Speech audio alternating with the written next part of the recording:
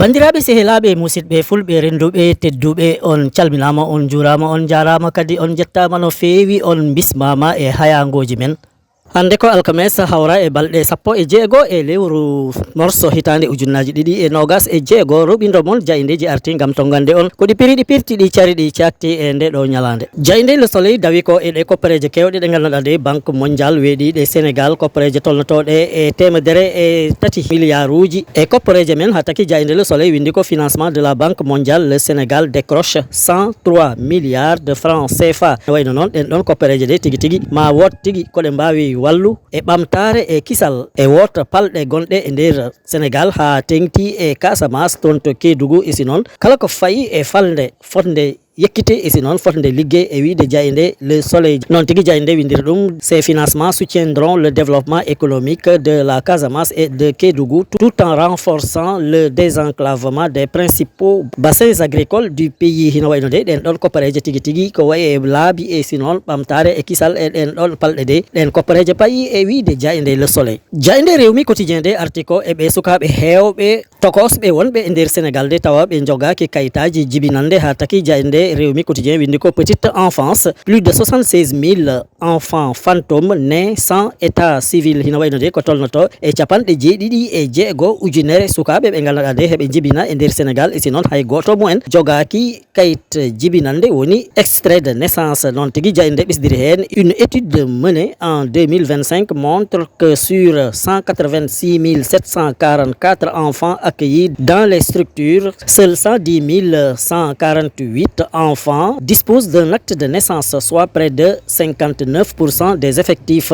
41% des tout petits sont sans pièces d'état civil. Ino waynande Jayinde wi ko e witto waɗango isi noon tefo waɗango e hitande ujunnaje ɗiɗi e nogas e jowi de ko tolnoto e temedere e capanɗe jeetati e jeego ujunere fawde temedde jeeɗiɗi e capanɗe nayyi sukaɓe de ɓe ganduɗa heɓe e nder duuɗe janguirteɗe walla ƴeewaɓe de wayino ko temedere e sappo ujunere fawde temedere e capannayyi e jeetati tan jogui hen kayit jibinande woni extrait de naissance ɗum noon sa ƴewtidima ɗum hino wayno temedere nde ƴettuɗa kala capanɗe joyyi e jeenayyi tan dañi hen ɗum ko ganduɗa kam ɗo woni kayit jibinande e wiide Jayinde Rewmi quotidien. Jayindeji kewɗi garti e jillu ngu Macky Sall waɗata e nder Sénégal hombo fada tigui tigui e oɗo aljuma e Dakaru ha taki Jayinde La Tribune windi ko en visite au Sénégal Macky et Diomaye redistribue les cartes Sonko le grand perdant hina wayno de hakkude Diomaye Faye e o mo ganduɗa ka woni Macky Sall de ɓe tambali liggey mo ganduɗa de hina wayno Jayinde La Tribune wi ko o mo ganduɗa de kam wasata hen de ko kam woni Ousmane Sonko. Jayinde de ɓisdi hen Yankoba Diémé ministre des forces armées blanchi l'ancien président hina wayno o mo ganduɗa kam jogui jagorgal dadiɓe woni armée de kam ko Yankoba Diémé wiyete de wi ko Macky Sall hombo wawi ar e nder Sénégal saabu haydara ko yowe mum faati e ñawore e wiide Jayinde La Tribune hina wayno Jayinde ɓisdi hen il ne fait l'objet d'aucune accusation, d'aucune poursuite, encore moins une condamnation. Jayinde wi ko o mo ganduɗa ka woni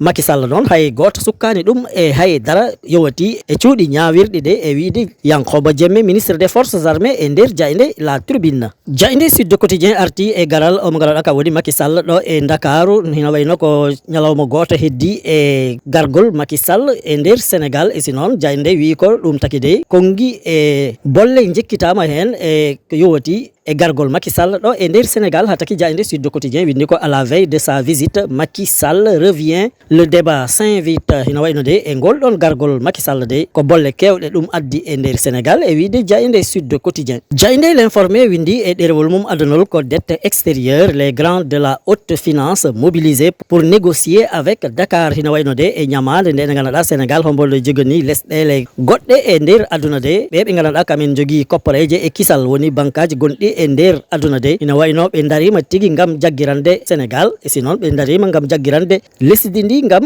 ɗen ɗon nyamale nisɗe ɗe mbasa waw tigi tongu lesdi Sénégal e liggade ko fayi e nder lesdi he e wiide Jayinde l'informé. Jayinde source ade artiko e bat boneji ɗi ganduɗa de ɓe gari e legal biyetegal cité Faysal de ɓe naate e nder mumen isi ɓe naate e nder guure he ɓen noon ɓe cohluno ko ɓe ganduɗa kamen goni ɓiɓɓe Chinois wonɓe e on ɗon cité Faysal ha taki Jayinde source a windi ko des Chinois pris pour cible dans une attaque mortelle à la cité Faysal, ce que l'enquête révèle hina wayno tigi tigi de e ɓen ɗon ɓe ganduɗa ko bat boneji ɓe naate e cité Faysal de ɓe naati e galle goto de ɓe tawi ɗon Chinois goto e sinon ɓe pelli ɗum ɓen bat boneji joguinoɓe fetelaji laɓɓe jasiji e ko wayi noon de e jemma talata fayi alarba de ko nden tigi ɓe naate e nder cité Faysal ɓe mbaɗi on ɗon bole ha ɓe mbari on ɗon ɓiɗɗo Chinois dañɗo duuɓi 52 o ganduɗa kam wari ɗum noon ko Ibrahima Balde wiyete kam felli ɗum tigi tigi tawa noon jibina ko toon to Kolda nde ɗum ɗon waɗi noon o mo ganduɗa kam Ibrahima Balde wonduno on kam dogi e sinon Ibrahima Balde kam nanggama e wiide Jayinde source a. Jayinde exclusif kam wi ko legal kununde kam hangal e nder wendu ɗum noon caggal de toɓo idano ari ɗo e nder Dakaru e si noon nden ndungu ngu fuɗɗotode hina wayno toon to sangal kam ha tengti e legal kununde kamen foof heɓe e nder ndiyam noon tigui Jayinde exclusif windiri ɗum première pluie première inondation à sangal kam kunun dans les marécages. Jayinde noon labdi ko hoɗo tigui tigui o mo ganduɗa kam heyni hande mairie o hoɗo heedi saabu kam hay goto yiyani ɗum hay goto nanani ɗum ha taki Jayinde windi ko où est passé le maire de la commune de wonde ɓen noon heɓe goni e nder caɗele tigi tigi kamen ɓe hotɓe kulun e si noon sangal kam tawa ndiyam toɓo loppiti galleji mumen e si noon loppiti boli mumen e laabi mumen de hina wayno ko nden tigui ɓe lamdi hoɗo maire o woni e wiide Jayinde exclusif. Gasnirten ko coftal ɓalli saabu Jayinde point actu sport windi ko l'Argentine retourne l'Angleterre et s'offre une finalissimo